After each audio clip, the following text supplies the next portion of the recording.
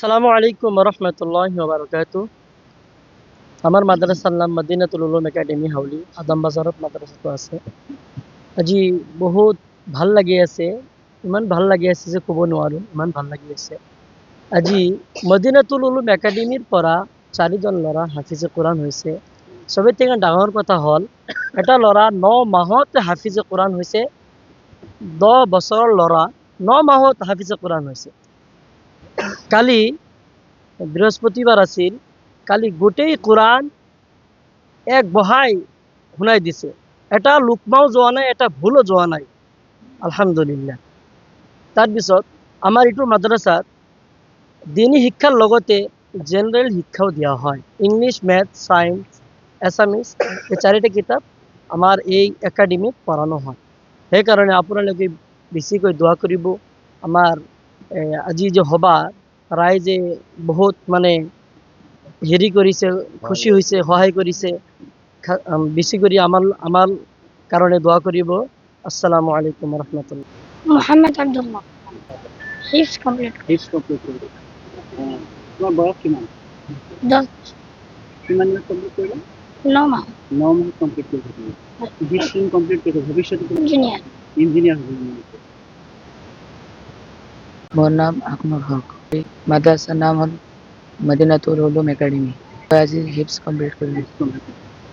21 मास 21 মাস complete করবে। हिप्स complete হওয়ার পর মই আইএএস কমপ্লিট করি।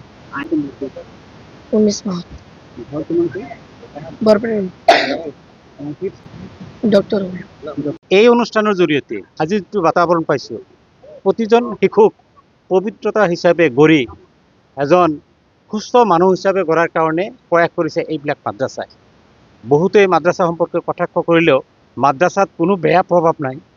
আচলতে প্ৰকৃত মানুহ হিচাপে গঢ়াৰ কাৰণে মাদ্ৰাছাৰ পদক্ষেপক আমি শলাগ ল'বই লাগিব, আৰু এইটো আমাৰ ধৰ্মতো আছে, বাকী চব মানুহে জানে যে আজিৰ এই প্ৰগ্ৰামত প্ৰথমৰ পৰা অন্তলৈকে যিখন মানুহে চাইছে, আজি এই শিশুবিলাকে উৰ্দুত কৈছে, হিন্দীত কৈছে, ইংৰাজীত কৈছে, অসমীয়াত কৈছে, বেংগলীত কৈছে। ভাষাৰ প্ৰতি তেওঁলোকৰ পূৰাই জ্ঞান আছে। আৰু আপোনালোকে জানে ইতিমধ্যে হৈছে লণ্ডনত আমাৰ বৰপেটা জিলাৰে এটা সুসন্তান হাফিজৰ পিছত বেৰিষ্টাৰ হৈ আজি তাত চাকৰি কৰি আছে। আজি এই শিশুৰ মাজতো তেনেকুৱা প্ৰতিভা আছে, তেওঁলোকে এই শিক্ষাটো লোৱাৰ পিছত সাধাৰণ শিক্ষাও গ্ৰহণ কৰিব। এক কথাত ক'ব গ'লে মাদ্ৰাছাত এনেকুৱা কোনো বস্তু কম নাই য'ত নেকি শিকোৱা হোৱা নাই।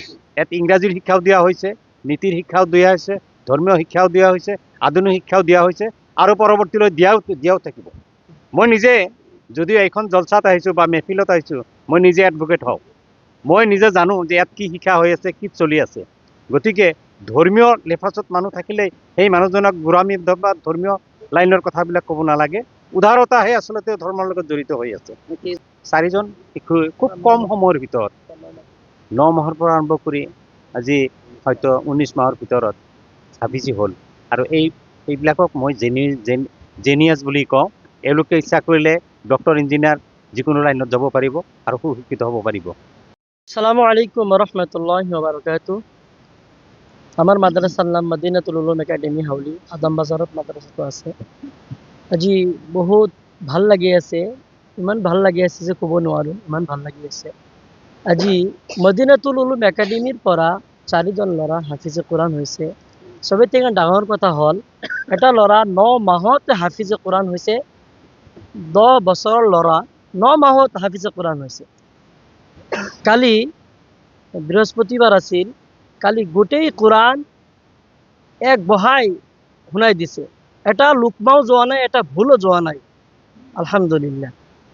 তাৰপিছত আমাৰ এইটো মাদ্ৰাসাত দিনী শিক্ষাৰ লগতে জেনাৰেল শিক্ষাও দিয়া হয়। ইংলিছ, মেথছ, সায়েন্স, এছামিজ এই 4টা কিতাপ আমাৰ এই একাডেমিত পঢ়ানো হয়। সেইকাৰণে আপোনালোকে বেছিকৈ দোৱা কৰিব। আমাৰ আজি যে সভা ৰাইজে বহুত হেৰি কৰিছে, খুশি হৈছে, সহায় কৰিছে। বেশি কৰে আমাৰ কাৰণে দোয়া কৰিব।